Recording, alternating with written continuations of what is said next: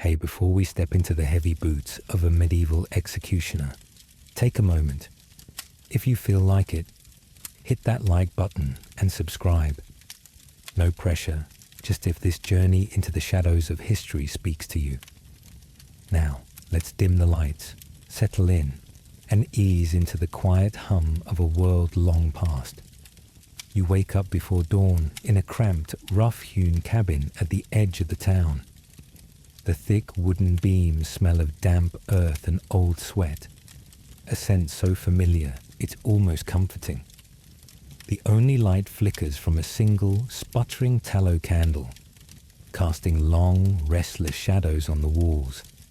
Your body aches, muscles stiff from a restless night's sleep on a coarse straw mattress, barely softened by a threadbare wool blanket. The chill of the stone floor presses through your worn leather shoes as you swing your legs down. Your morning ritual is simple. You stir a small pot of watery oat porridge, tasting the bitter grain mixed with a pinch of salt. The crust of dark rye bread lies beside it, dense, tough, and nothing like the sweet breads enjoyed by nobles. The air is thick with the faint smoke of last night's hearth fire and the distant sounds of roosters crowing. Outside, the faint murmur of the town waking up reaches your ears. Carts rumbling, merchants shouting, and the occasional bark of a stray dog. Being the executioner is a strange kind of curse. You are both needed and shunned, a shadow hanging on the edges of every festivity and every fear. Your neighbors cross the street when they see you. Children stop playing and stare. And even the church doors seem to close a little tighter.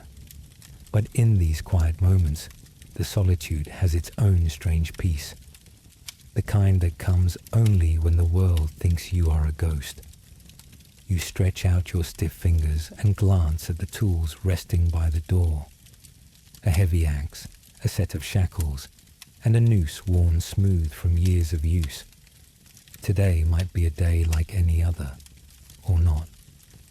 There's always that tension in your chest, the silent question hanging in the morning air.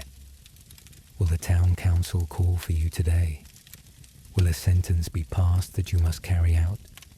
Imagine the weight of that question settling on your shoulders before you even see the sun rise fully.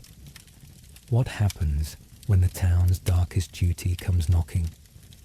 How does a man like you prepare to hold a life in his hands and the city's justice in his gaze? And so, as the candle sputters and the first light begins to creep through the cracks in the cabin walls, you face the day. A day that might bring routine, or it might change everything. What will this day demand of you? The candle has gone out, but its scent still clings to the heavy air. A tallowy afterthought that lingers like the memory of your last job. You reach for your cloak, the same one you always wear. Wool, coarse and stained in places no scrubbing can fix. As the fabric brushes your skin, it brings a prickling awareness, not of warmth, but of purpose. The town is stirring now, and you know you are not like them. Not really.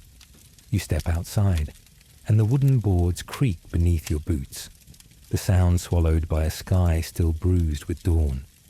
Smoke curls from the chimneys, mingling with the faint stink of chamber pots emptied too late.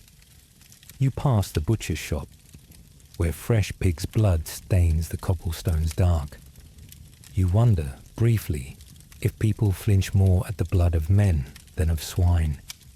You are not a common man, not a baker, nor a cooper, nor a tanner. Although you've been mistaken for all three, you are the executioner, the Meister Hans, the hand of the court, a man who lives both within and outside the law. Imagine this. Your name is known but never spoken aloud. Children dare each other to whisper it on moonless nights. Housewives cross themselves when your shadow passes near. Yet when justice calls, when a thief must swing, or a heretic must burn, it is your doorstep they find. In the eyes of the church, your work is necessary but unclean. You are allowed in God's house, but only through the side door. You sit in the last pew, always alone. Confession, yes. Absolution? Rarely. You carry the stain of every soul you've severed from its body, even if that soul, by law, deserved it. The legal framework is precise. The council dictates the sentence. You carry it out. You are paid for your work, in coin, in grain, sometimes even in kind. But you do not touch the bread baked by another's hand. You buy your own tools, sharpen your own blades, and mend your own leather. The blacksmith won't do it, not for you. And so you learn. You become your own armorer, your own healer, your own priest. Your house is set apart, on the edge of the cemetery or downwind of the tanneries. You are not permitted to marry freely, only another executioner's kin, if one can be found. Sometimes your role is passed down like a cursed inheritance, from father to son, blood for blood, name for name. You live in a liminal place, feared but needed, a figure wrapped in contradiction. You are the symbol of justice, but your presence is a social stain. They need your axe, but not your company. They require your skill, but refuse your humanity. You've learned to observe from the edges, how the cloth merchant haggles over dyes from Bruges, how the midwives share secrets in whispered Latin. You are invisible in the daylight, and yet always noticed in the dark. The law gives you power, but never prestige, authority, but not admiration. And still, they cannot do without you. So you ask yourself, if your hands are so stained, if your presence is so unwelcome, why does the town continue to feed you? Why does every road to justice still end at your door? You've asked yourself the question 100 times. If the townspeople dread you and the church barely tolerates you, why does the law still beckon you forward like a loyal hound? The answer isn't in words, it's in routine. It's in the sound of a whetstone grazing steel before the sun fully breaks the horizon. You sit on the low bench outside your cabin, and in your hands lies the broad axe, iron-bladed, ash-handled, with nicks worn smooth by years of sharpening. The stone moves slowly back and forth, singing its steady rhythm. Scrape, scrape, pause, scrape. You hold it at just the right angle, fingers calloused, knuckles raw from old blisters. This isn't ritual, this is survival. A dull blade dishonors the condemned and dishonors you. The scent of morning dew has already been replaced by something harsher. Burning tallow from the tannery fire wafts in from downhill, mixing with the singed leather of your apron, left too close to the hearth the night before.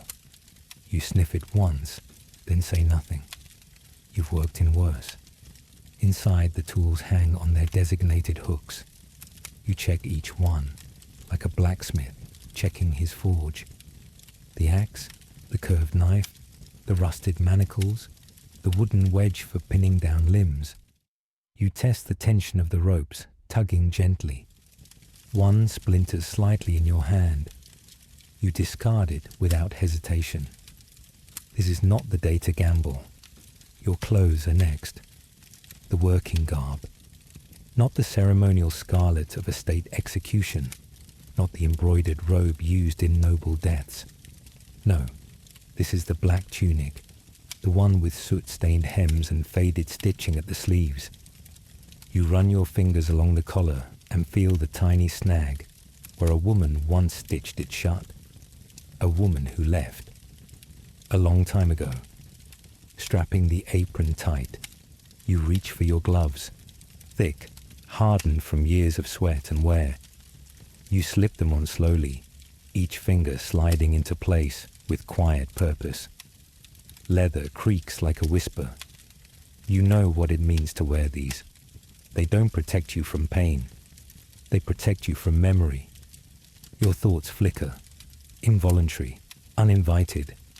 A boy, no older than 16. A thief. His legs shook so violently on the platform you thought the scaffold might collapse. You remember the silence afterward, the way his boots dangled in stillness. The weight of your work doesn't lessen with time. It only settles deeper into your bones. Yet here you are, fastening the belt, tying the strings, checking the knots. You hum a tune you don't remember learning. Some melody from your childhood, perhaps. It calms your fingers, steadies your breath. There is a knock at your door. You pause, mid-motion. The knock comes again, not frantic, not hesitant, measured, deliberate. You open the door to find a guard. Not one of the usuals. This one's younger, cleaner. He averts his gaze, holding out a sealed scroll with the council's wax insignia. The scroll is thinner than usual. A single name, you think. But something in his posture tells you it isn't a name you'll forget easily. You nod once and close the door behind you, scroll unopened in your hand. Back inside, you sit on the same bench. You do not break the seal yet. You simply hold the parchment in your lap, staring down at the trembling edge. You've done this many times, but something feels different. You reach into the box beneath your work table, the one you rarely open. Inside lies a slender strip of cloth, blue, frayed. It once belonged to someone. Someone who begged you not to take a life you were ordered to end. Someone who cried harder than the condemned. You run the cloth through your fingers. Then you look again at the scroll. Today's sentence may require more than precision. It may require a decision, the kind that haunts you, long after the crowd has dispersed and the blood has dried. Will you obey the law? Or will you allow yourself to hesitate, even for a heartbeat, when justice isn't so clear? And if you do, what will that hesitation cost you? You knew something was wrong the moment you broke the seal. The parchment was finer than usual, the ink darker, steadier. Not the rushed script of a council clerk scribbling a thief's fate by candlelight. No, this was deliberate. The name at the center stared back at you with a calm so eerie it could have been carved into stone. Matthias Fellner. You sit for a moment, the scroll open in your lap. The fire crackles low beside you, casting trembling light across the page. Your eyes drift to the marginalia, to the brief line summarizing his charge: heresy, sedition, and attempted incitement of revolt. That's not the kind of name that lands lightly. You know of him. Everyone does. He's the town herbalist, the one with blue-stained fingers and an accent too northern for comfort. He sells dried nettle, tansy, bark tincture, and oil of willow. He sings to children when he gives them licorice root. Some say he whispers to trees. Others say he knows how to stop a woman's womb without even lifting a blade. And then there are the rumors that he heals the poor without charging them, that he refused the bishop's men when they asked for his ledger, that he spoke once at a secret gathering in the woods beyond the vineyard, where candles floated in hollowed gourds and prayers were said to gods no longer named in church. You should feel nothing. You're not the judge. You're the hand, not the head. But when the guards bring him in, you find your jaw tight and your palm strangely cold. He's younger than you imagined. Mid-30s maybe. Wears his beard trimmed and his eyes downcast. No chains, just twine binding his wrists. His tunic is stained but clean, his shoulders squared. When they sit him across from you, his eyes lift, and you meet the gaze of a man who is not afraid to die. That's what troubles you. He doesn't beg. He doesn't weep. He studies you the way a man studies the weather. Not to change it, but to understand how to walk through it. The captain recites the order aloud, his voice thick with formality. Condemned by ecclesiastical tribunal, to be executed by sword before sundown. guilty of heretical practice and disruption of civic order. The words fall like stones in a bucket, cold, final. You glance at Matthias again. He blinks slowly, as though counting breaths. Then, in a voice softer than yours, he asks, "May I speak with you alone?" The room quiets. The captain scoffs, but you raise a hand. A small gesture, but enough. You watch the guards leave, boots scraping on stone, the door clicking shut. Now it's just you and him. Candlelight flickers between you. He doesn't waste time. They say I taught witchcraft. I didn't. I taught midwives how to stop bleeding. They say I summoned spirits. I didn't. I said prayers in Latin too old for their books. They say I defied the church. I didn't. I only refused to be silent. You say nothing. You weren't trained to argue, only to swing. But I know how this works, he continues. They chose me because I don't fit, because I speak carefully and plant rosemary beside graves, because I told a widow that suffering isn't always holy. His voice doesn't rise. It sinks, as though each word is being lowered into a grave he's already accepted. I don't ask you to spare me, he says, only to see me. You breathe in, slowly. The air smells of smoke and dried herbs, clary sage maybe. He carries the scent of his trade even in chains. You should harden yourself. You've done it before. But something in your chest resists. A slow tightening. Not fear, not sorrow, just friction. What happens when justice doesn't feel just? And if a man wears peace-like armor, is it a lie? You rise without answering. You open the door and nod for the guards to take him away. They do, silently. But his scent lingers in your room long after he's gone. And with it, a question. Should a man in your position listen to the tug of doubt when the law speaks so clearly? You decide not to speak again. Not to him, not to the guards, not to yourself. You let the silence fill your lungs like ash, a familiar weight, easy to carry. The sky has lost its golden edge by the time the bell tolls. Midday, sharp and expectant. The kind of hour when the streets usually hum with life. Bread vendors shouting, coopers pounding, children weaving between carts with sticky fingers and louder laughter. But not today. Today, the street is quiet as you step into it. Matthias Feldner, a pace behind you, flanked by two men with halberds too polished for the dust they stir. The town doesn't line up in orderly rows. They ooze from doorways, gather in archways, lean out of windows. You feel them before you see them. The sharp prickle at your nape, the narrowing of breath. You take the same path as always, past the stone well with its moss-choked rim, beneath the iron-arched gate that separates the merchant square from the gallows yard. But today it feels longer, heavier, like walking through water. Your boots hit the stones with a thud that echoes too cleanly. The crowd isn't shouting, not yet, only watching. A few whispers break the hush, dry, brittle things, names, accusations, prayers. You don't look at Matthias, but you can hear him breathing. Slow, measured, no chains rattle, no steps stumble. If anything, he moves too steadily. It unsettles the rhythm in your own chest. A woman spits on the ground as you pass. You feel the fleck of it land near your heel. She doesn't aim at him. She aims at you.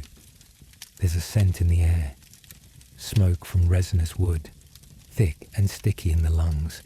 Someone's burning pine tar. It's supposed to purify the square. It never does. The smell only lingers. Then come the children. They don't understand. Not really. But they know when to chant. Sorcerer, one of them mutters, and another giggles. Witch blood. The guards stiffen. You don't. You've heard worse. But then there's a voice. Not from a child. Louder, deeper. Mercy. It cracks across the crowd like a whip. Heads turn. The flow of movement stalls. You keep walking. Mercy. He healed my son. Another voice, older, from the left. Somewhere beyond the tanner's stall. He saved my mother. You priest did nothing. You glance sideways. A young man pushes forward, face red, fist clenched. A guard shifts his stance, halberd raised just enough. The air changes, sharpening. The crowd, once an ooze, now ripples, like water before a storm. And then it happens. A woman shrieks, not in fear but with force. He's not guilty, you know it. Someone throws something. A rotten apple. It hits the cobbles and bursts, sour sweet and stinking. You stop walking. The guards tense beside you. Matthias says nothing. The square is still a few dozen paces away, but now it feels miles off. Time distorts. You close your eyes for half a breath. This isn't how it usually goes. You've seen anger before, disgust, even drunken jeering. But this is different. This feels like something breaking loose. Something long held down, finally shifting. You tighten your grip on the axe haft at your side. The wood is worn smooth, warm under your palm. You are prepared for execution. But are you prepared for disruption? Are you ready for what might happen? If the crowd stops watching and starts acting, you don't turn back. Not when the second apple hits the ground. Not when someone shouts for mercy again. Not even when Matthias stumbles slightly on a loose cobble and rights himself without a word. You don't look at the crowd now. You look forward, always forward, toward the place that waits for you like a wound that never heals. The square opens slowly, like a mouth parting in a grimace. It lies beneath the city's south gate, just beyond the old Roman arch that leans as if it's tired of watching. A thin strip of sun slices across the platform where your tools already wait. The axe laid on linen, the block wiped clean, the sand bucket nearby. All of it arranged as if the act itself could be made palatable through order. You've walked this way many times, but today feels altered, brittle. The air itself carries too much. The ash of incense meant to bless the ground. The acrid breath of smoke from torches too damp to burn clean. The faint rot of old blood dried into the cracks of wood no one ever bothers to scrub fully. Imagine yourself here, your boots leaving shallow prints in the packed earth, the scent of iron rising in the back of your throat. You ascend a few steps to the platform. Each board creaks beneath your weight like a breath held too long. The breeze shifts, bringing the smell of wet wool and boiled cabbage from someone's lunch spilled nearby. It's not meant to be disgusting. It's just life continuing, even here. You glance at the crowd. They do not cheer. They do not weep. Most of them stare. A few turn away, hands clasped or faces pale.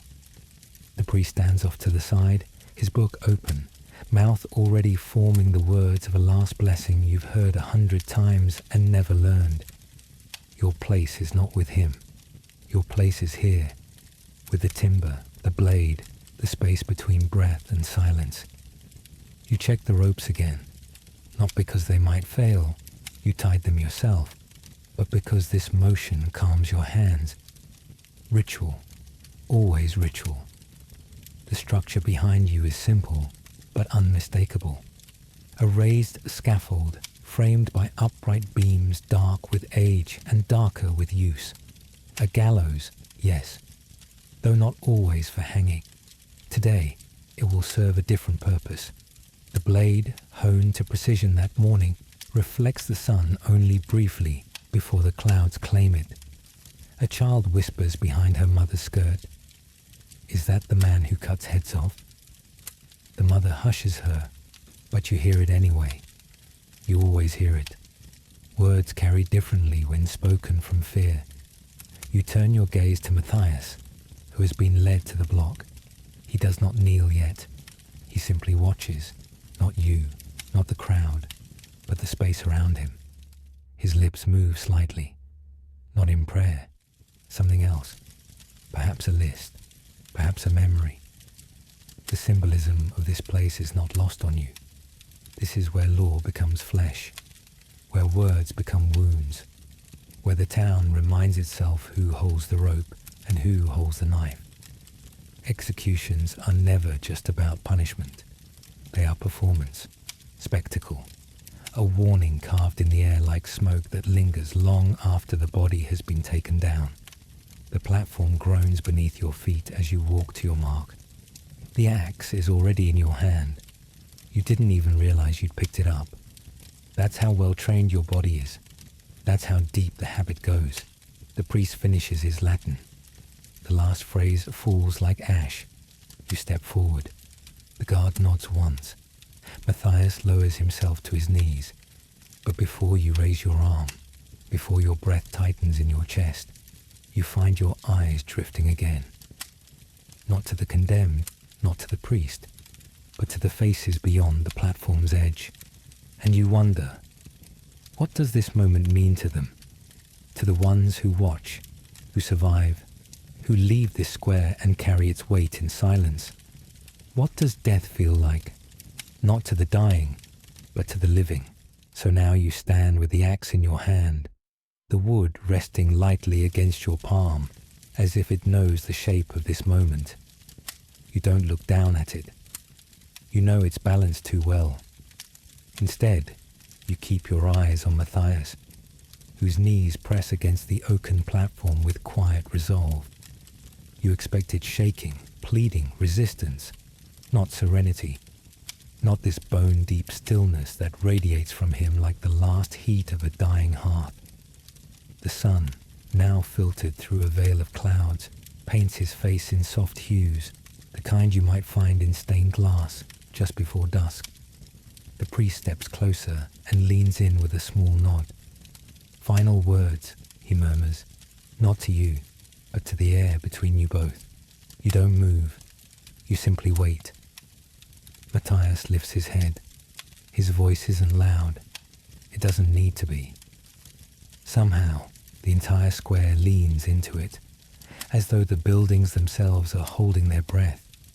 I was taught, he begins, that silence keeps you safe, that healing should be quiet, that truth should whisper and bow its head before power. But that never sat right with me. So I spoke. You shift slightly on your feet, not out of discomfort, out of memory, because you remember another man once speaking here, a thief, and another, a priest stripped of title. But neither had this quiet weight, this calm fire. I tended the sick. I read the stars.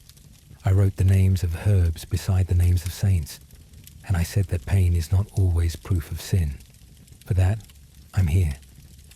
He pauses, looks at you, and you carry more than any of them will ever understand. For a heartbeat, you forget how to breathe. I forgive you, he says. He lowers his head, not with submission, but with completion, as if everything necessary has been said, and there is nothing more the world can demand of him. Your grip tightens. The silence that follows isn't empty.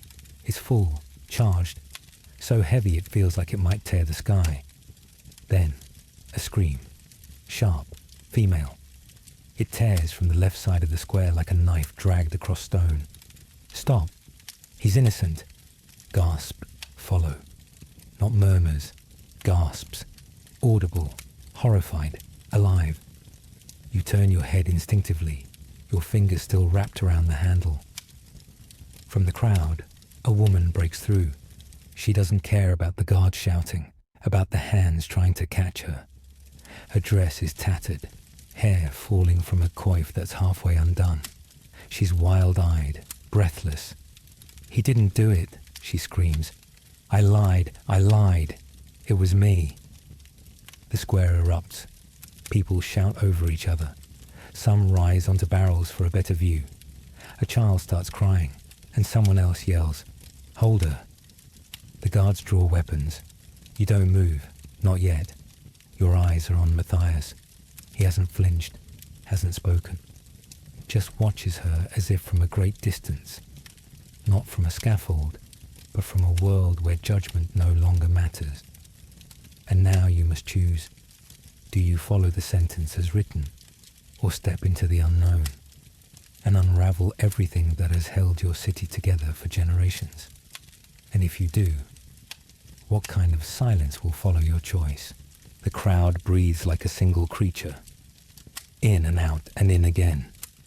The woman who screamed is restrained now, her voice swallowed by noise, her limbs dragged back into the mass of wool and bodies and murmurs.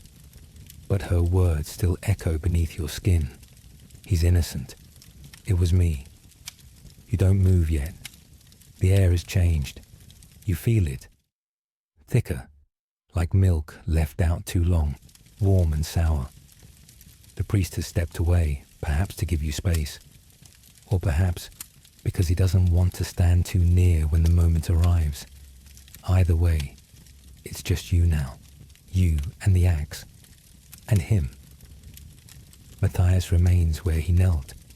He hasn't spoken again. His hands are open, fingers slightly curled toward the grain of the platform, as if he's holding on to nothing, or everything. His neck is bare. His eyes are closed. You lower the axe. Not to the ground, to your side. You let it hang, heavy, iron forward. The shift in balance is familiar. There's comfort in the muscle memory, in the way your stance adjusts without thinking, left foot slightly back, knees soft, shoulders rounded but not hunched. You've done this before, not countless times. You do count. You always count. Today is the 23rd. You take the first step, a slow pivot on the ball of your foot. The platform creaks in rhythm with your breath, a soft percussion beneath your boots. The axe head glints once before the clouds deepen.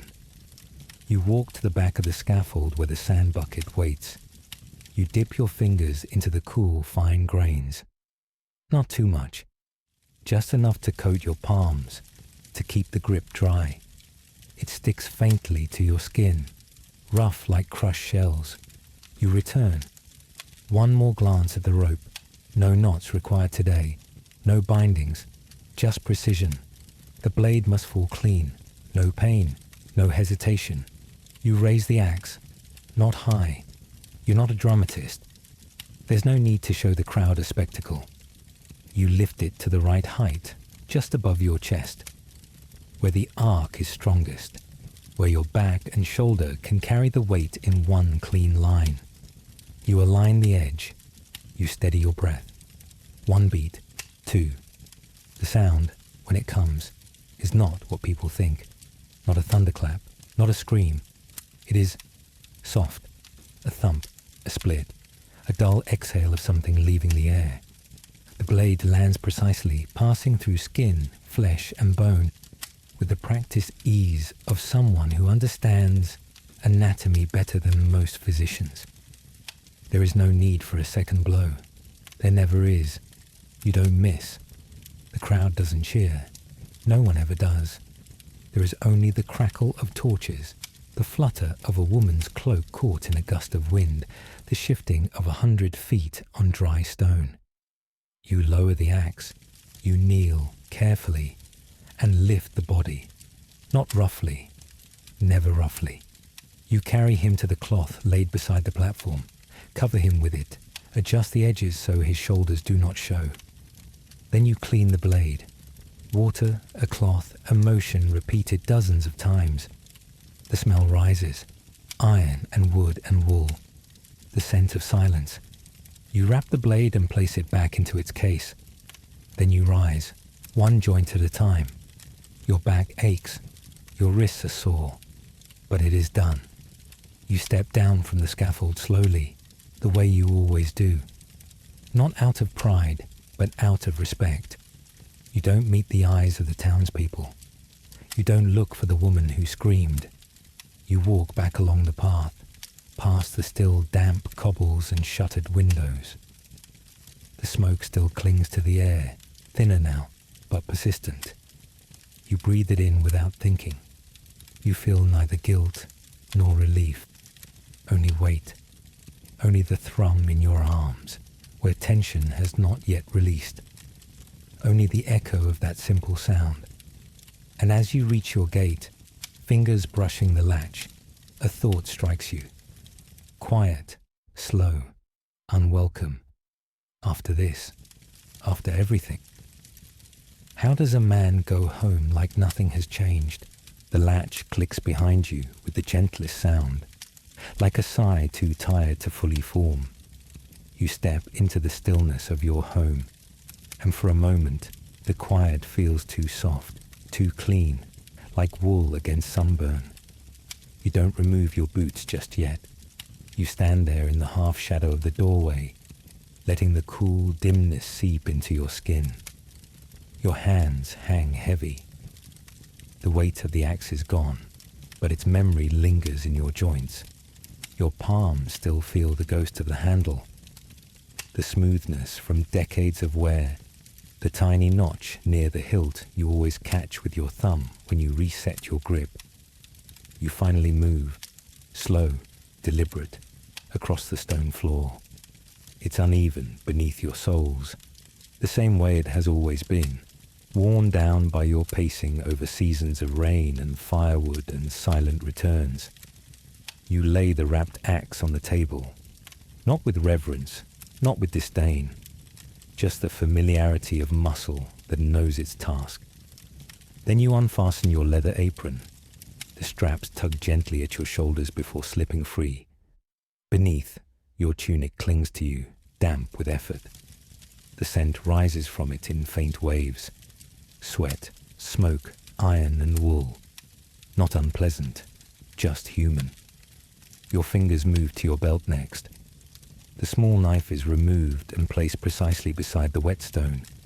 You catch a flicker of movement in the corner of your vision. A spider pulling its web tighter in the eaves. You don't disturb it. You kneel before the wash basin and pour the first bowl of water. It hits the metal with a muted splash. The water's cold. You dip your hands in and watch the red bloom and curl away like silk ribbon unraveling in a stream. You don't flinch. You scrub the fingers, the wrists, beneath the nails, over and over, until the skin turns pale and raw at the knuckles. Then comes the axe. You unwrap it carefully. The cloth, thick flax, stitched by your own hand, is damp with blood, already beginning to darken to brown. You set it aside and run a dry rag over the blade. Not roughly, not fast. You know the rhythm. Gentle circles, then side to side, then the edge. You inspect the steel for chips. There are none. The strike had been clean. Next is oil. Boiled linseed, sharp on the nose. You dab it with a square of felt and coat the metal. It glistens briefly, before absorbing the dull light from the shuttered window. You wipe the handle, feeling every groove, every softened dent from past grips. You check the wedge at the head, still tight, no splinters. You nod to yourself. The whetstone comes out last, grey, cool, familiar. You soak it first, then set the edge of the blade to it. The scrape is steady, soothing, like a monk reciting prayer from memory, back and forth. You count the strokes, 12 per side, always 12. Once finished, you return the axe to its place, hooks on the far wall, just above the hearth. You hang it so the edge faces down, not for safety, for respect. Then finally, you remove your tunic and rinse it in the same basin. The water is red again, lighter this time. You wring it out and hang it by the fire, even though there's no fire lit yet. You'll start one later, when the sun dips. You stand there for a moment in your linen undershirt, your hair damp with the day's heat, your body loose with fatigue. You look at the streak of blood left on the handle of the water pitcher. You wipe it off without thinking. And now comes the silence. You sit on the low stool beside the hearth and stretch your back. A few joints crack quietly. Your eyes drift to the window, to the slow crawl of afternoon light over the sill. No one will come today. Not the priest, not the councilman, not the curious. The scaffold has been emptied. The square has been swept. The crowd has gone home to soups and stories and forgetfulness. But you don't forget. And as your fingers rest on your knees, still tinge faintly red despite the scrubbing, you ask yourself something that never leaves you. When you are the one who holds the blade, are you also the one who bears the burden of every sentence? Or are you simply the final victim of someone else's justice? You sit in your chair by the hearth long after the axe is hung, long after the basin is emptied and the cloth wrung out and the last bit of red water poured into the dry ground behind your house. The silence that fills the room isn't cold, it's lived in, familiar, like a coat hung on a hook that still smells of winter, even in spring. The chair creaks slightly as you shift your weight. You reach for the loaf you left this morning. Dark rye, baked 3 days ago, still tough as leather but serviceable. You break off a piece and chew slowly, the crust dry at the edges, the center faintly sour. You pour a measure of watered ale from the clay jug by your side. It's lukewarm and flat, but the bitterness sits clean on your tongue. The scent in the house is your own. Smoked wool, steel oil, hearth ash, and old earth from the stone floor. No perfumes, no lavender bundles above the window, no embroidered cloth on the table, just the wood, the tools, the silence. You live alone. You didn't always. There was a time, distant now, like a dream remembered at the edge of waking, when 2 sets of boots stood beside the door, one larger, scuffed and work-worn, the other smaller, cleaner. When laughter touched these walls, rare but real. When someone else stirred the stew while you sat sharpening your tools, and the warmth in the room came from more than the fire. But your work followed you home. It always does. You were not forbidden to marry, not officially. The town had no law against it, but suspicion is its own kind of prison. Whispers grow like mole between stone and straw. She grew tired of being stared at in the market, of her children being pulled away when they played in the street. Tired of the quiet when she entered the church, the way the priest looked past her during blessing. One day, she left, not with anger, not even sorrow, just exhaustion, like a curtain pulled shut to keep out the cold.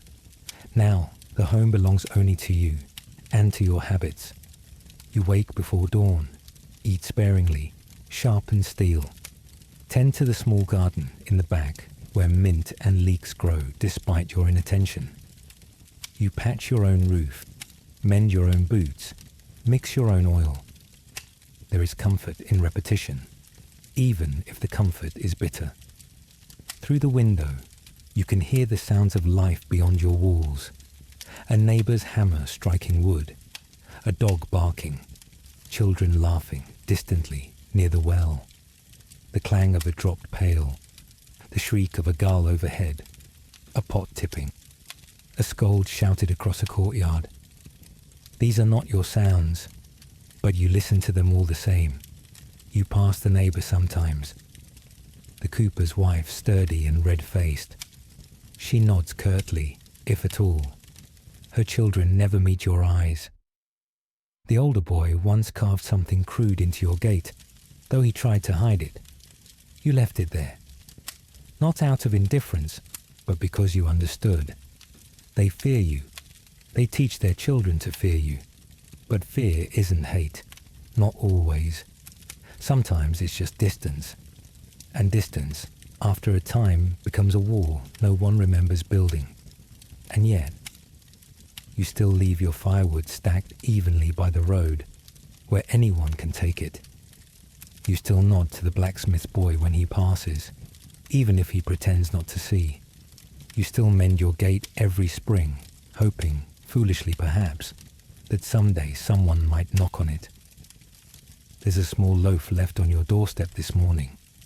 No note, still warm when you found it. You don't know who left it. You tell yourself it doesn't matter. But as you tear a piece free and taste the crust, softer than your own bread, faintly touched with caraway, you wonder, is it possible to be remembered not as the hand that ends life, but simply as a man trying to live one? You've grown used to the sound of doors closing just a moment too early. Not slamming, not violent, just purposeful, timed with your footsteps. A shutter that was open when you turned the corner now creaks, closed with suspicious haste. A woman hanging laundry suddenly remembers a task inside. A child tugged away from the edge of the fountain, as if your shadow might soak through their skin. You walk past them all with your usual measured pace. You don't hurry. You never hurry. Haste draws more eyes than stillness. And you, above all people, have learned to master stillness, the kind that holds weight, the kind that doesn't flinch, but you hear them. You always do. Whispers cling to you more stubbornly than the smoke from your hearth. You pass the alley behind the baker's shop and catch a hiss. That's him, the one from the square. He touched the head after. You glance, just slightly, and catch the flash of a face disappearing behind a crate. Another voice responds, too soft to catch fully, but the word hex dances briefly through the air. Some say your tools are enchanted. Others believe your hands can bring illness or dreams that won't fade. That to make eye contact with a palach is to invite misfortune. A stillbirth, a failed harvest, a fever that lingers past the priest's blessing. Once, a merchant refused a coin you'd dropped. Wouldn't touch it. Left it there on the street like it might grow teeth. And so, slowly, you've become a thing. Not a man, not even a villain, a presence, a symbol. Not for justice. Justice wears robes and speaks Latin in a loud voice. You represent the part of justice people don't want to name. The blade, the cord, the last sound before the body goes still. Of course, there are stories. Whispers that your father once swung the axe on his own brother. That your mother died in childbirth and your wail cursed the midwife. That you buried bones under your floorboards to sharpen the steel. Some say you sleep in your apron. That you drink only goat's blood. That cats refuse to cross your doorstep. You've seen 3 do so this week. But why spoil the myth? You used to care. Now you mostly observe. Superstition fills the void where understanding should live. And people, villagers, priests, councilmen, would rather feed a fear than name its shape. They'd rather believe you cannot feel, because it makes their peace easier to keep. So when the old beggar on the church steps spits at your feet, you simply step around him. When the butcher overcharges you by a copper for half-salted lard, you pay without a word. When a boy marks your door with chalk in the shape of a broken circle, a sign against death, they say, you leave it there. You don't erase it. You don't answer it. Instead, you boil your soup. You grind your herbs. You oil your blade. And when night comes, you sit by the fire and stare into it, trying to remember the shape of your own name when spoken kindly. Because despite everything, the closed shutters, the muttered prayers, the half glances, they still send for you. They still need the hand no one dares to shake. But sometimes, in the quiet moments between one job and the next, you wonder, is it truly possible to shed the skin the world has wrapped you in, when even your silence has become part of their myth? The church bell rings just after sunrise, and you feel it. Not in your ears, but somewhere lower, in your ribs. A low, round hum that rolls through the rooftops and into your bones like a question you don't know how to answer.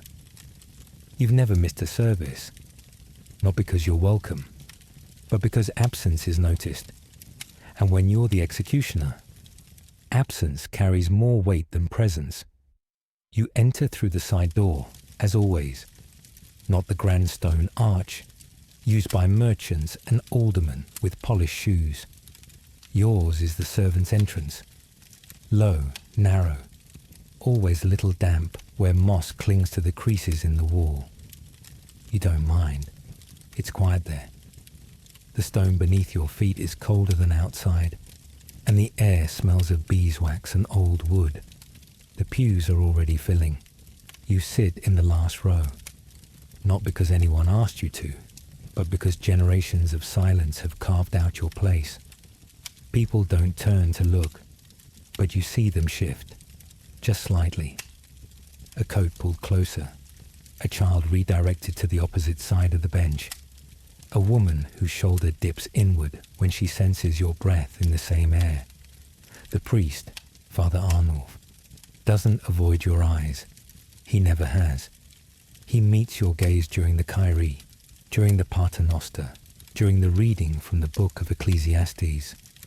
To everything there is a season, and a time for every purpose under heaven.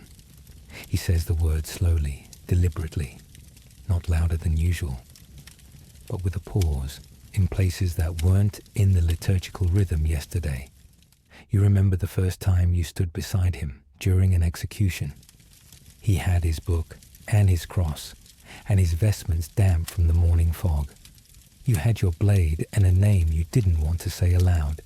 He gave the man absolution. You gave him the end. Afterward, you washed your hands in silence. He watched. Then he asked if you felt anything. You said yes. He nodded and said nothing more. That was 3 years ago. Since then, he's been the only man in this town who speaks to you without fear. He doesn't smile, but he doesn't flinch. He blesses your hands every Lent, despite the protests of 2 junior monks who mutter about purity. He once left a loaf of barley bread at your door, unsalted, wrapped in white linen. He never mentioned it, but you knew it was him. And yet, there is still distance, not cruelty, not even distrust, but the kind of space one leaves around a fire that might be holy or consuming. You've asked yourself many times where the church truly stands on what you do. The scriptures speak of judgment, of sin, of cleansing through fire, but they also speak of mercy, of forgiveness 70 times 7, of turning the other cheek. You've read them. Late at night, by candlelight, you've traced your finger along the lines that say the wages of sin is death, and the ones that say he who is without sin, let him cast the first stone. So which are you? Are you the stone? Are you the hand that casts it? Or are you the man bent down in the dust, silently waiting for someone else to decide? There are nights when the echoes of Latin still curl in your ears long after the incense has faded from your clothes. Nights when you wonder whether your silence has become its own kind of prayer. Not for guidance, but for release. You do not confess. Not because you think you are beyond forgiveness, but because you do not know how to speak the truth without unmaking it. You do not kneel at the altar rail. You do not drink the wine. You dip your fingers in the font, cross your chest, and leave through the same mossy door you entered. Outside, the light feels too clean, too bright. You squint, even though the sky is still grey. And as you walk back to the road, your boots tapping in time with the bell's final chime, the thought returns. If justice is God's work, why does it so often feel like your punishment? You lie on your side in the narrow bed, the coarse linen blanket pulled up to your chest, though the night is neither cold nor warm. The silence around you is complete. Not the silence of peace, but of distance. The kind that makes your own heartbeat sound too loud, too alone. The coals in the hearth have dimmed to a slow red glow. Shadows stretch long across the wooden beams above your head, curling and shifting like thoughts you can't quite catch. You close your eyes. Sleep comes slowly, then all at once. A sudden weight pressing down on your limbs, drawing you inward like the tide slipping back to sea. And with it come the dreams, always the same, always in pieces. You see the square, but it's wrong. The sky is too pale, almost yellow. The faces in the crowd are turned away, faceless, their mouths moving without sound. Your boots strike the scaffold boards, but there's no echo, only a hollow thud that keeps repeating, like a heartbeat inside wood. You reach for the axe, but it's not yours. It's old, rusted, the edge dull and chipped. You lift it and feel it shake in your hands, heavy and unfamiliar. You look down and see a figure kneeling before you, but their head is already gone.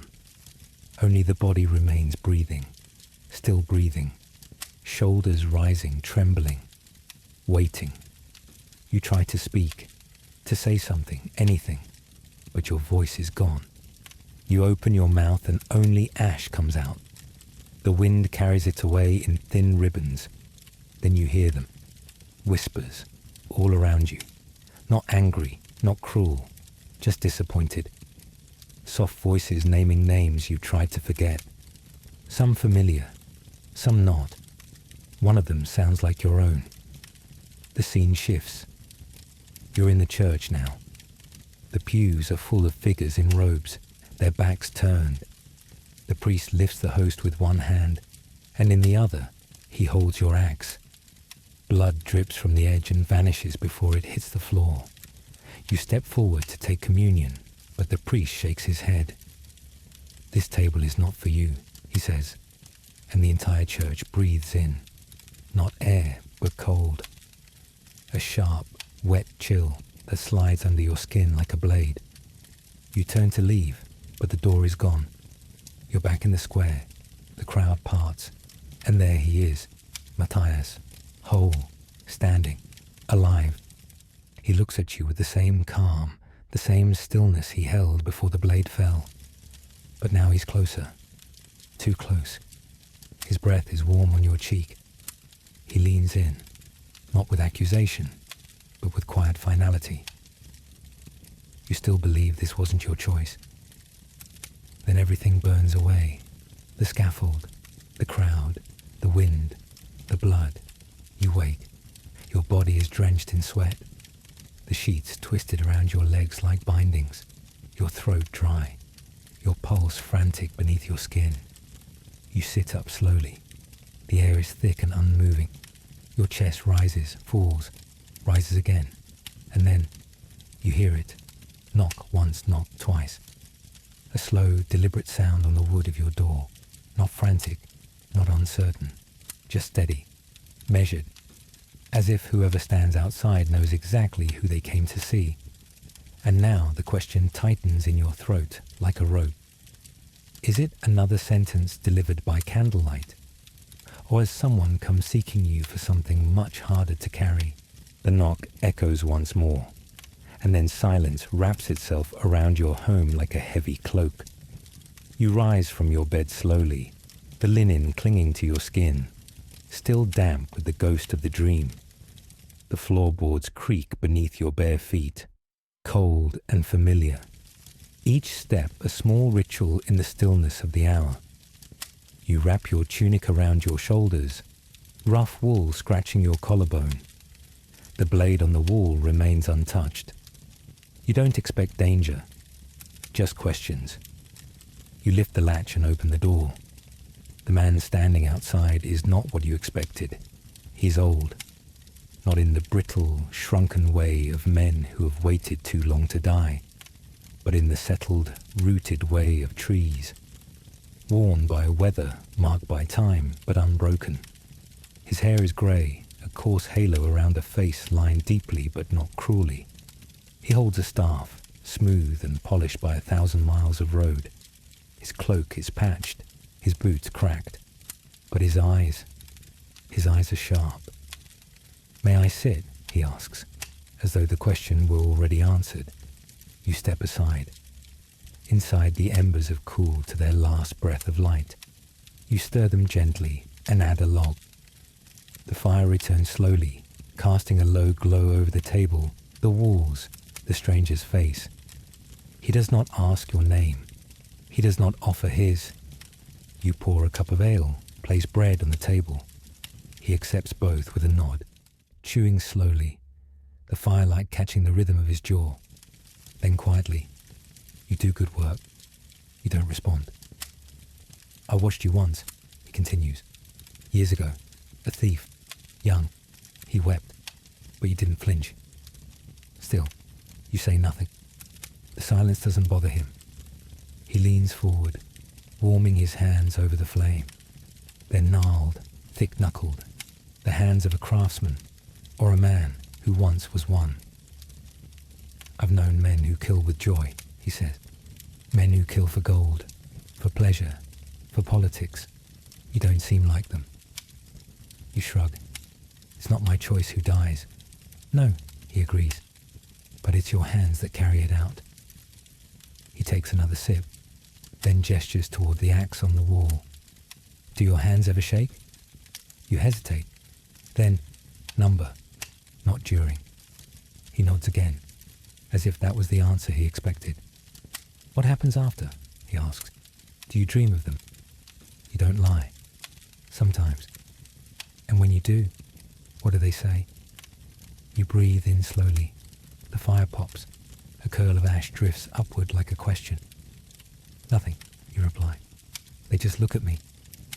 He studies you for a long time, the silence deepening. Then, with surprising gentleness, "Does anyone ever look at you?" You don't answer that.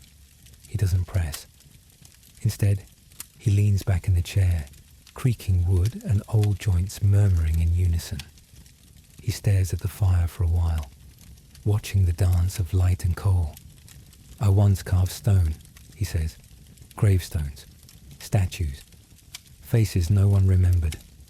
But I remember every one I ever made." You look at him. "You remember every man you've taken," he says, not as accusation, but as understanding. Because they pass through you, and that's not something you can clean away with soap and water.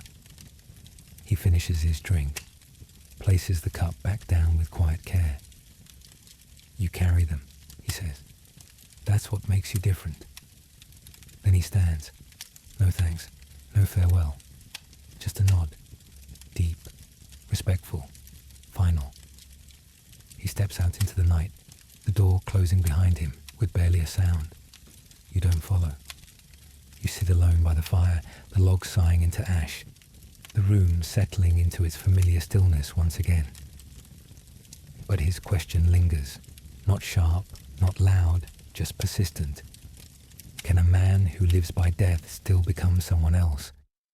Or is he only ever the tool he holds? You've heard them all. The stories, the whispers pass between brick ovens and behind market stalls. The tales children trade like forbidden sweets, wide-eyed and giggling until one of them dares to say your name aloud. And then the laughter dies. You've become the main character in a theatre you never auditioned for. There's the one about your birth, that your mother was struck by lightning while in labor, and you came into the world with smoke on your skin and a mark shaped like a blade on your shoulder. You've checked. Your shoulder is ordinary, but the rumor persists. Another says that you don't age, that the man who held the axe 50 years ago looked just like you, that you've made a deal with devils, with saints, with death himself, to stay alive so long as you keep sending others into the ground. One story claims your axe never dulls, that it sharpens itself in the moonlight, humming when it's ready for the next soul. You've tried humming back. It doesn't answer. But still, on quiet nights, When wind moves the trees just right, you understand why someone might believe it. Then, there's the one you secretly enjoy, that the executioner's touch can draw truth from a man, not through pain, through presence. That a guilty soul will confess if you only place your hand on their shoulder. That your fingers smell like judgment, and your shadow makes liars weep. There are darker ones too. They say you collect things, pieces, teeth, hair, that you keep them in little pouches in your cellar, stringing them together in rituals no honest Christian would speak aloud. That you drink a tonic made of boiled heart and salt before each job to keep your arm strong and your conscience quiet. You laugh at that one sometimes when the ale runs out and the fire is too low to bother feeding. You don't have a cellar. You barely have a roof. Some tales are less grotesque, but no less strange. A boy once swore that he saw you turn into a crow, said your cloak became wings, your breath a rasp of feathers, and you disappeared into the night. His mother beat him for lying. He stuck to the story anyway. Another woman insists that your boots never leave tracks, not in snow, not in mud, not in dust. She's wrong, of course. You clean them like anyone else, and your garden tells tales of your footsteps. But she believes it because it comforts her. If you are not real, then her fear is not real. That makes it easier. There's even a tale that says your axe once refused to strike, that you lifted it and it would not fall, that the man before you lived, because fate herself intervened. You wonder sometimes if people invent that story because they want to believe justice is stronger than men, that sometimes the tool will refuse its master. You know better, but you don't correct them. You've learned that people need their myths. They need the executioner to be more than a man, because if he is only a man, then any man might be capable of such a role. And that is a much more frightening thing. So you let them believe. You walk with your steady step. You wear black, even though no law demands it. You oil your blade in plain sight. Let the sun catch its edge. You nod politely. You disappear quietly. You become exactly what they imagine. Because it's easier than explaining what you actually are. You sit now at your table, the fire low, the shadows long, and you smile faintly at the memory of a child who once left a red ribbon at your doorstep. A charm, they said, to keep the devil from claiming your soul. You keep it, even now, tied to the inside of your cloak, not for luck, not for protection, for the story. Because maybe stories are what keep you human, or what let others believe you're not. And as the wind curls through the crack in the shutter, carrying the faint scent of lavender and ash, you ask yourself, not aloud, but deep and quiet, in a world where fiction comforts more than truth, how do you ever tell what parts of you are real anymore? You've always told yourself you're not the judge, that the sentence comes from parchment, not conscience, that your hands may be the final ones laid upon a man's neck, but they are not the first to decide his fate. You are, as they say, a tool, and a tool does not choose. But that's not the full truth, is it? You know it. You feel it every time you're handed a sealed writ with a name you recognize. Every time someone meets your eyes a little too long at the well, or leaves an offering by your garden gate with no words, only silence. A silence that begs for mercy without daring to ask it aloud. Because mercy is not part of the process. And yet, sometimes it finds you anyway. You've seen the difference between guilt and shame. Between a man who crumbles under the weight of what he's done and one who stands straight because he believes his reasons were just. You've watched hands tremble, eyes widen, knees give way. You've seen others accept their sentence with dignity, or with spite, or with the strange, hollow laughter of those who have already lost everything worth keeping. And sometimes, just sometimes, you've seen doubt. Not yours, theirs. The ones who stand before you, chained and marked, muttering, not why me, but this isn't real. The ones who claim mistakes were made, that names were switched, that the clerk was bribed or the priest lied or the law was blind. You're not meant to listen. You're not even meant to care. But you do. You always have. And that is the burden you never speak of. Not the weight of the axe, or the stairs, or the stories. It's the moments you hold back from striking. The heartbeat of hesitation before duty takes over. There was a boy once, 16, maybe 17, who stole a loaf of bread, then 3 more, then a purse. He claimed hunger, said he gave it to his mother. You believed him. The magistrate didn't, and when they sent the writ, sealed in red wax, it arrived without hesitation. Theft repeated, patterned, brazen, execution. You still remember the look in his eyes when he realized it wasn't a punishment, it was a message. That his death was meant to serve as warning, not justice. You read the writ, twice. Then you waited a full day before answering. You hoped something would change. Nothing did. Now, again, you sit at your table as another folded parchment rests before you, still unopened. The seal is clean, unbroken, the wax stamped with the city's crest. The sword and scale, tidy and cold. The light outside is fading.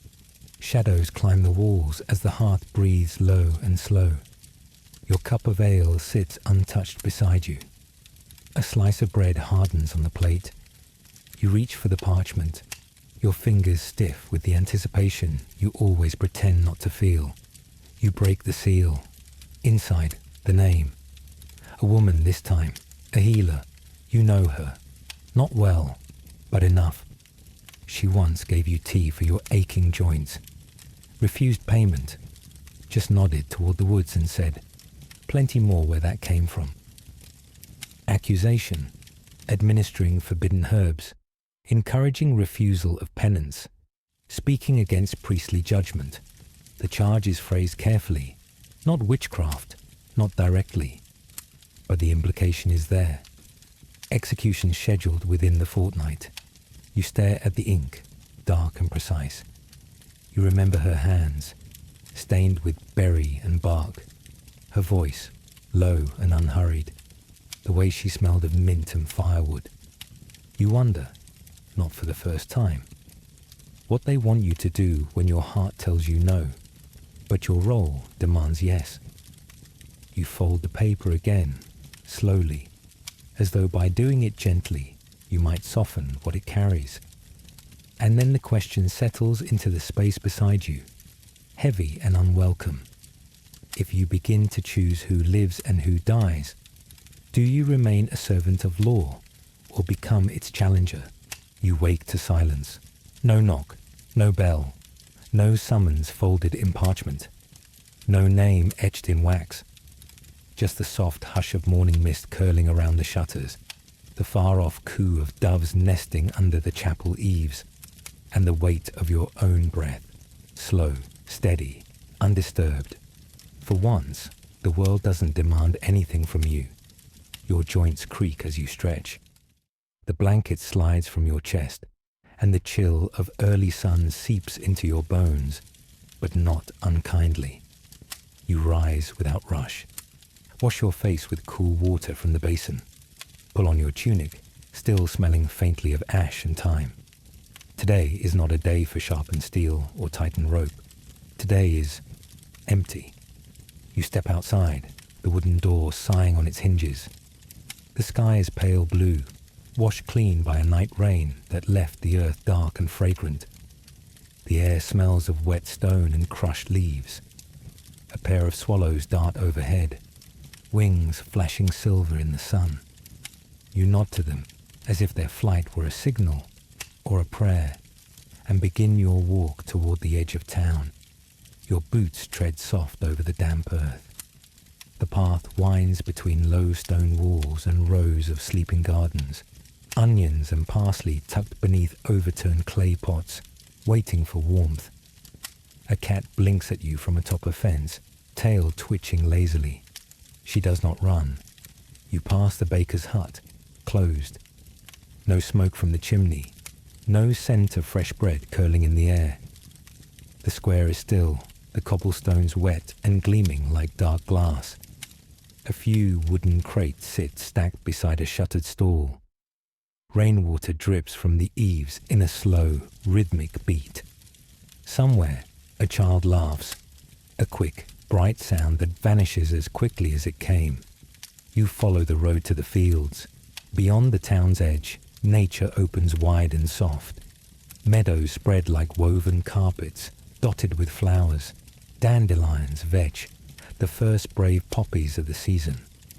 Bees hum through the air, their dance unbothered by your presence. You sit beneath a linden tree, its branches heavy with green. The bark is warm where the sun has touched it.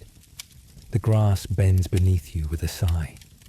You close your eyes. The breeze smells of chamomile and clover. You can almost taste it, that honey-sweet scent, laced with the faint bitterness of earth. You feel the warmth on your face, the way it pulses through your eyelids like light behind skin. For a moment, you forget the axe. You forget the names. You forget the square and the ropes and the sound of the crowd holding its breath. For a moment, you are simply a man who once loved, a man who once dreamed of other things, of carving wood, of raising bees, of building something with hands not meant to break. But even as you sit in the hush of a perfect morning, the quiet pulls at you, not with peace, but with memory. The faces come, unbidden, not all at once, just one, then another, a glance, a voice, a name, always a name. You open your eyes and watch the clouds move, slow, like smoke that has nowhere to rise. People in the village speak of forgiveness as something the priest gives, a prayer, a rite, a gesture. But you've begun to wonder, is forgiveness something that can be given at all?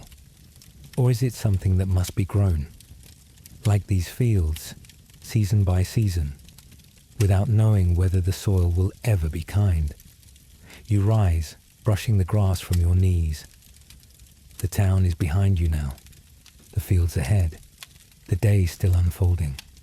You walk slowly, the breeze at your back, the sky above, wide, merciful, and silent. And in that space between breath and memory, you ask yourself, if the blade is still and the day is soft, can you learn to live in the quiet without fearing what it might bring back? The question comes sometimes when the day is too quiet, when the tools are clean and the fire burns low, when your hands are idle, your boots rest by the door, and your body feels older than the years it carries. The thought slips in, soft and unwelcome, like fog through the cracks in the window. Who comes after you? You've never trained anyone. No apprentice waits in the wings. No eager young lad with strong arms and quiet eyes ready to learn the weight of your silence. And truth be told, would you wish it on anyone? Still, it's crossed your mind, not as a legacy, not as pride, but as necessity. The town will not go on without its duties filled. And when your hands can no longer lift the axe or steady the rope, someone will have to stand where you stood. Someone will face the faces you've faced. You've watched the boys in the village. Some follow you at a distance, daring each other to step closer to your shadow. They whisper, laugh, run. But some simply watch. There's a boy who helps his father with the oxen. 15 maybe. He nods when he sees you, not out of fear, but with a kind of quiet acknowledgement, like someone who understands something no one taught him yet. You've seen him sharpen blades by the river, careful, precise. You wonder what he dreams of.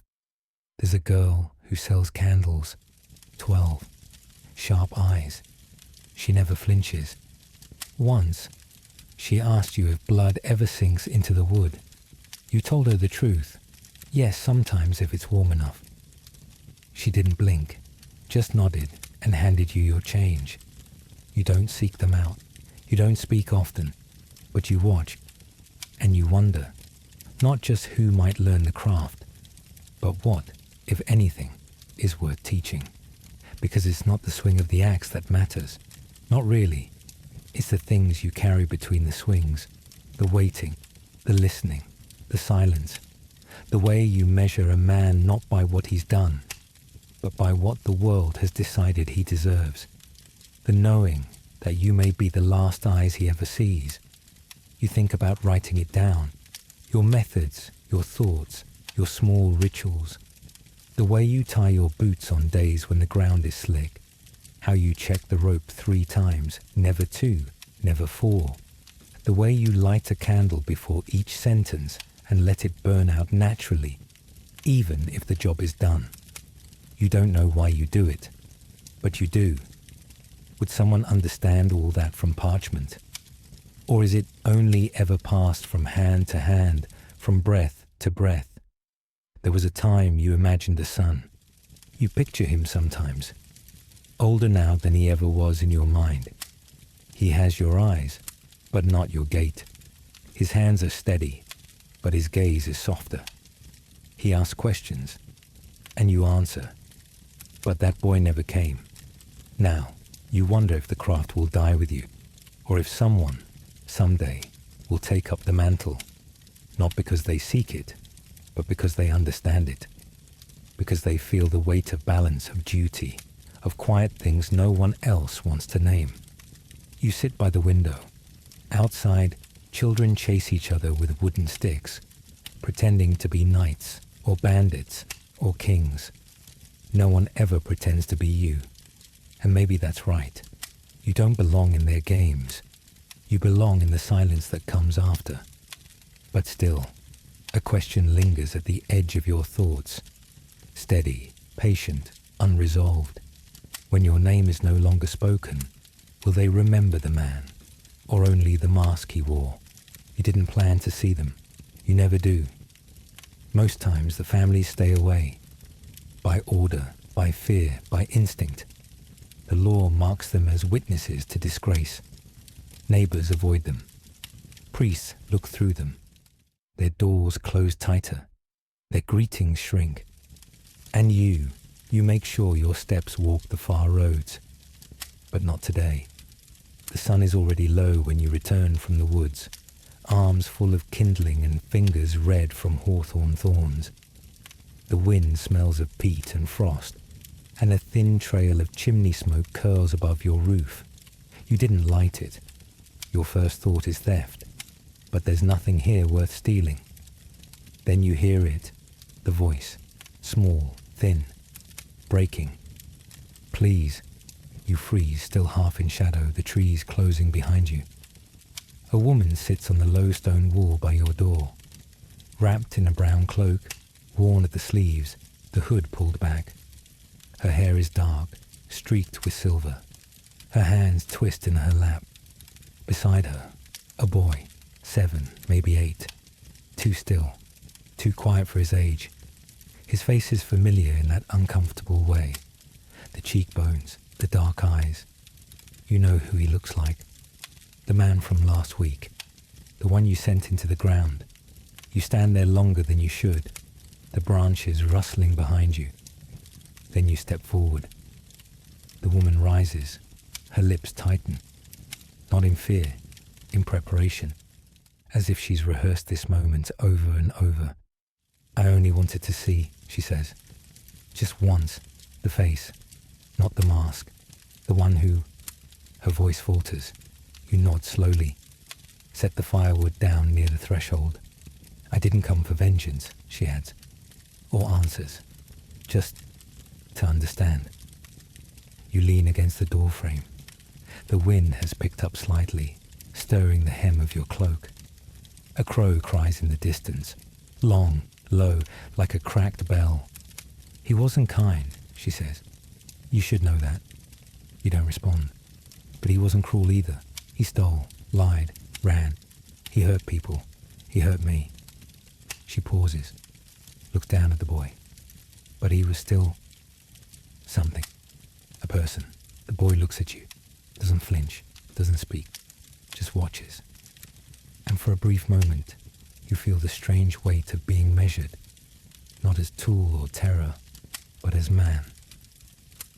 People think we cry for justice, she says. We don't. We cry for the whole, for the weight that was here, even if it wasn't good, the shape it left behind. She glances at your door, then your hands. Do they ever cry for you? No, you say. It's not meant as pity. She doesn't offer it as such.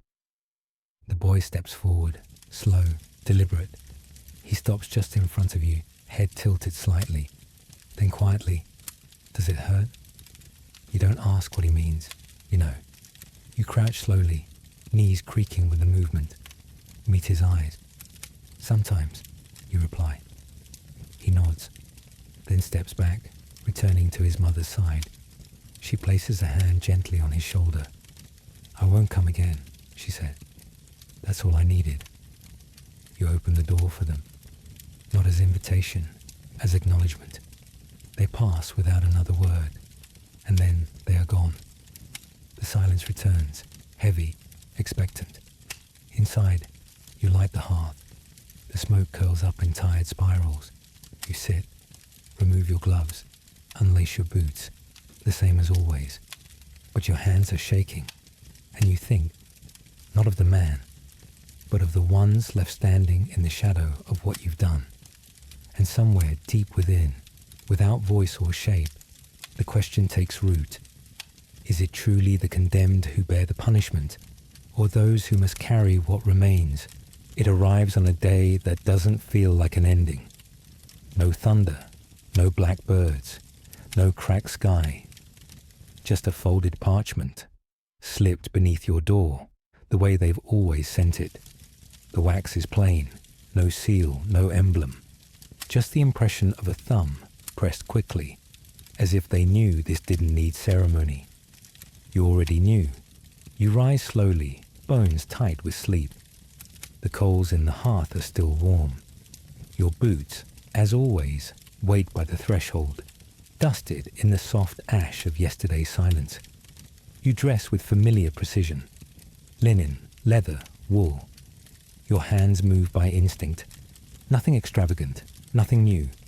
The parchment reads only a name, one date, 1 hour. But it carries weight beyond its letters. You hold it longer than usual. You let the edges crinkle beneath your fingers. The ink has bled slightly from the damp. You wonder if someone cried when they wrote it. You light a candle. You shave. You clean your tools. There's a kind of grace in knowing it's the last. Not because it frees you, but because it focuses you. Every motion is deliberate. The stone scraping your blade sings differently. The leather on your palm feels warmer. You notice the grain of the wood on the axe's handle, the way your thumb fits into that one worn groove. You remember the first day you held it, how awkward it felt. Too large, too final. Now it fits like a second limb. You step outside. The morning is grey but dry. The sky hangs low, quiet. You pass through the alleys you've walked 100 times. But today, you see them differently. The cobbles feel rounder under your heel. The smell of baking rye from the East Quarter carries farther. A dog barks, and you don't flinch. You reach the square before the crowd gathers. The platform has already been built. Ropes tied. Guards posted. The structure groans slightly in the breeze. Wood swollen with time. You stand before it. Look up. Count the nails. You've always counted them. Just once. 11. You turn slowly, scanning the street. There's the tanner, setting his barrels. There's the innkeeper's daughter, pretending not to see you. There's the bell tower, its hour hand sluggish. everything exactly where it always is, and yet not.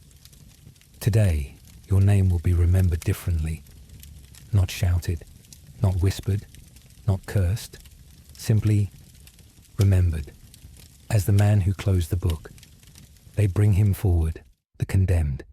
He's younger than most, barely a beard, eyes hollow with too many nights and not enough hope. He does not resist, does not beg. He walks like he's already left himself behind. You don't speak to him. That's never been part of the work. But you meet his eyes. You always do, just once. His lips part, as if to say something. But they don't. And then you take your place. The air stills. The platform creaks. You raise the axe, the weight steady in your hands. You breathe in, deep, through your nose. Hold it. Let it settle in your chest. 1 heartbeat, 2, 3. And then it's done. No shout, no scream, no cheer. Just a silence so thick it wraps around you like wool. You step back. Your hands tremble slightly, but only for a moment. You lower the axe. Lay it across the bench. Its blade glints in the pale light. It is finished. You leave the square by the long path, the one that curves past the river and through the trees.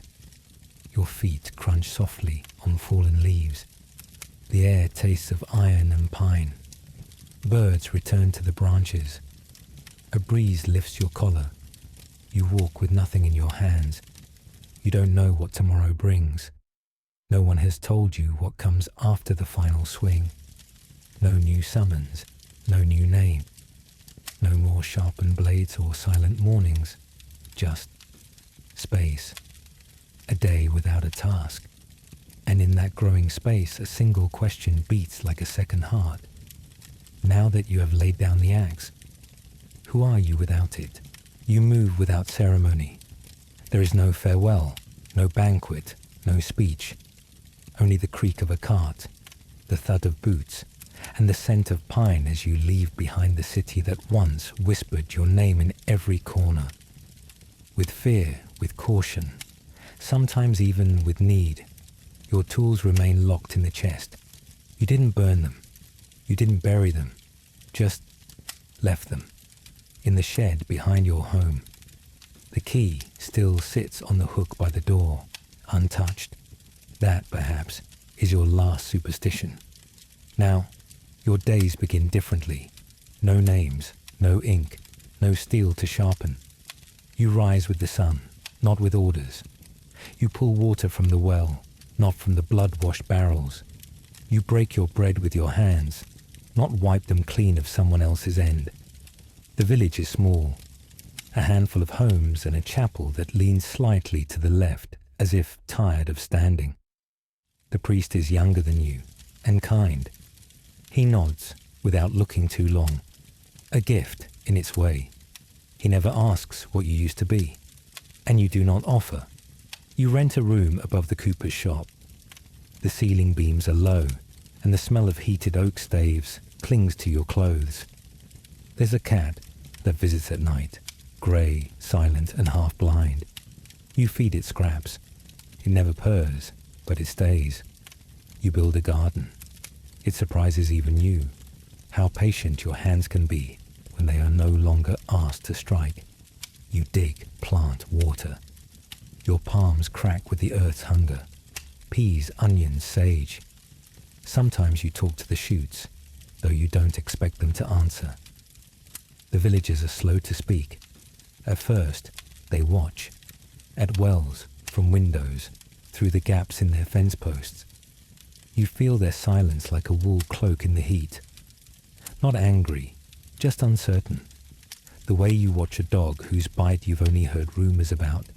But time is a strange healer. One day, the blacksmith's boy waves at you. Another, the baker slips an extra heel of rye into your satchel. The old widow nods when you carry her firewood. Tiny things, soft, like moss over stone. Nothing dramatic, nothing earned. You begin to dream less, or rather differently. The faces blur, the hands no longer reach. The final gasp become wind through reeds. You wake more rested, though your back aches. That is the trade. Less pain in the soul, more in the joints. And yet, there are moments, always moments, when you're oiling the garden shears and catch the glint of sunlight on metal, too sharp, too familiar, when a child's cry is pitched just so, and your muscles tense before your mind remembers, when someone touches your arm and you instinctively pull away. There is a stain, you think, not on your clothes, not on your record, but beneath the skin, somewhere deep, where no soap or sermon can reach. You try not to dwell. You plant. You chop. You read when the priest lends you books. You help repair the chapel roof. You laugh, haltingly, when the children chase the cat and trip over your basket. You offer advice about wood grain and wind direction, and where to set traps for foxes. You learn to live quietly. But at night, as you lie beneath your thin wool blanket, the fire crackling low in the hearth, you sometimes press your fingers against your chest, just to feel if it still beats the same. And on one such night, with the wind murmuring against the shutters and the moon slicing across the floor like a blade, the thought comes, soft and uninvited. Is a man ever truly free if the past still sleeps beside him? You sit on the edge of your bed, if the bundle of straw and linen can still be called that, your hands resting on your knees, the fire a quiet whisper behind your back. The room smells of lavender ash and old wood. Outside, the wind plays gently through the shutters like a bard with a broken flute. There are no orders this morning, no knocking at the door, no names in wax-sealed letters. The town has not needed your hand in weeks, or perhaps they've simply decided not to speak it aloud anymore. You are, at last, a shadow uncalled, and in this hush you think, not about tools, not about rope lengths or blade angles, but about your place in the great wheel of things, the strange role you were cast in by time, law, and necessity. You were never judge, not truly, nor jury, just the last link in a chain that began far above your reach.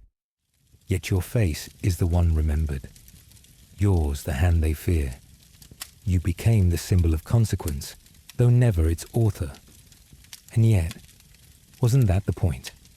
To wear the burden no one else would, to take in the rot so the city might sleep cleaner, to become something necessary but unwanted, like winter or truth.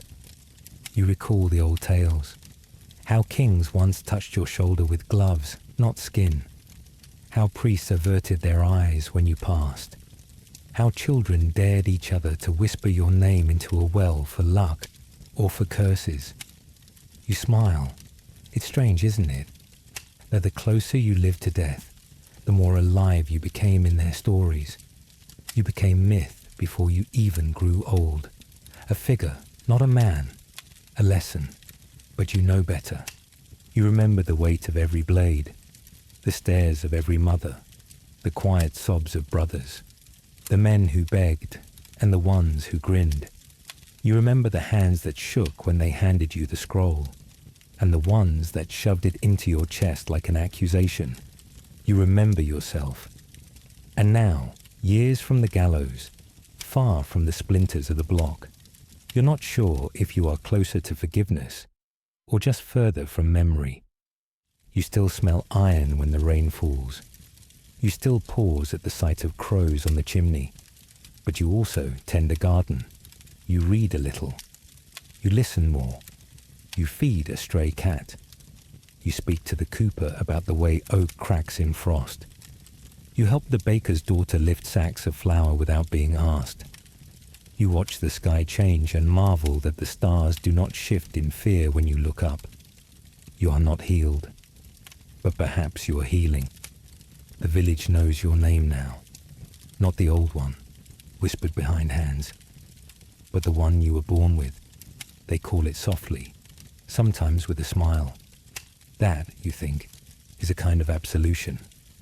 So what, in the end, was your role? Were you a monster they tolerated? Or a scapegoat they secretly needed? Were you ever meant to be just a man? Perhaps that is not yours to answer. Perhaps history, in its slow, grinding way, will make of you what it wishes. Ink will shape you, tongues will twist you, and children will grow up hearing stories of the man in black who walked with silent steps and never flinched. Let them. You know who you were, who you tried to be. And now, as the sky warms with the first pale hint of morning, and the smoke rises soft and blue through the chimney stones, you take a slow breath, press your hand to your chest once more, and stand. The past has walked with you long enough. It is time, at last, to walk into something else. Somewhere, in time, in place, in memory. Other stories wait, and who knows? Perhaps in the next one, you'll be the healer.